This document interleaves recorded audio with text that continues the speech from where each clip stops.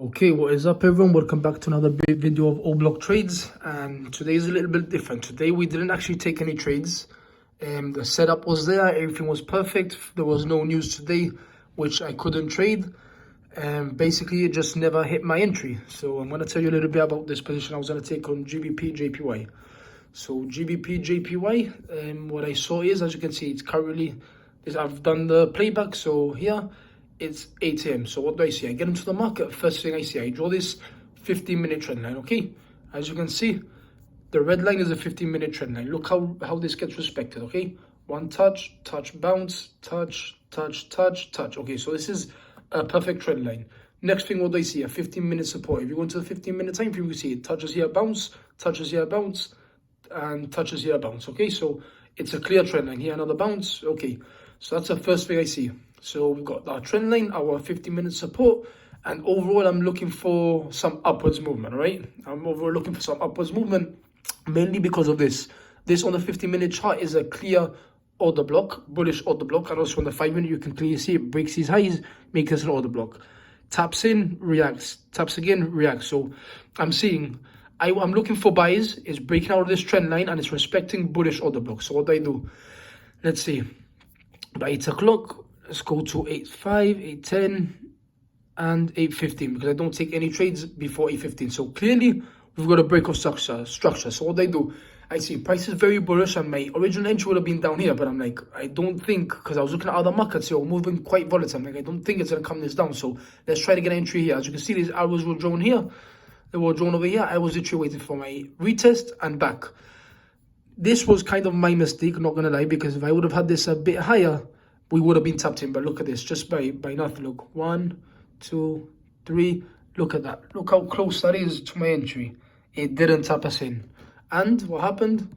It went up. Wasn't the best. It would have been a break-even trade. Maybe we would have taken some profits, could have made something. But look at that. Market just melts down after. So I was a bit unhappy when it was through here saying, fuck, I've missed a trade. You know what I mean?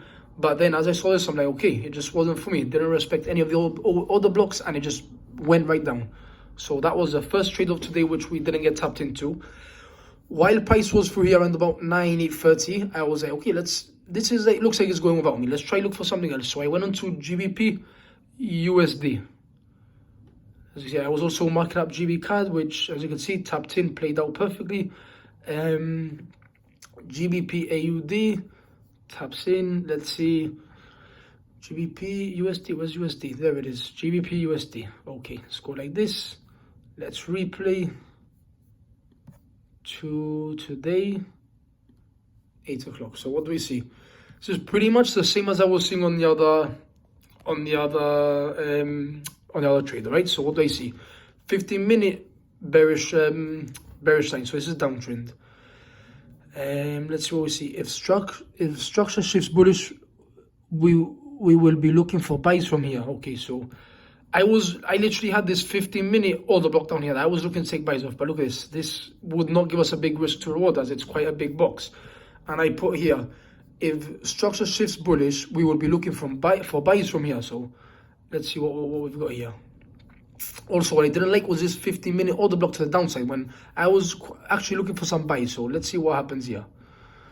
Boom, market open 8, 8.5, 8.10, 8.15. So it breaks this order block. So this order block is now invalid because we weren't going to take it anyway because it's out of our trading hours, and that's basically what happened. So let's see what happens. It broke this order block and it's broken out of this 15-minute trend line. So price is looking bullish, clearly. Let's see what happens. 15, boom, boom, boom.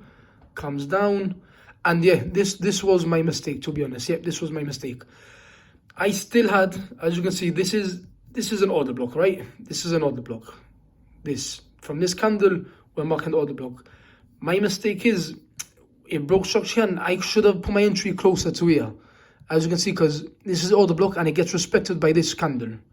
So I should have made my entry like something like maybe like this, for example, like something like this, with a higher price target. So let's see, if you go down to the 1 minute, as you can see, you see what I mean? Like, this is now the new order block because it's broken this structure. So a new order block would be from here. Maybe put entries like round about here, because look at this.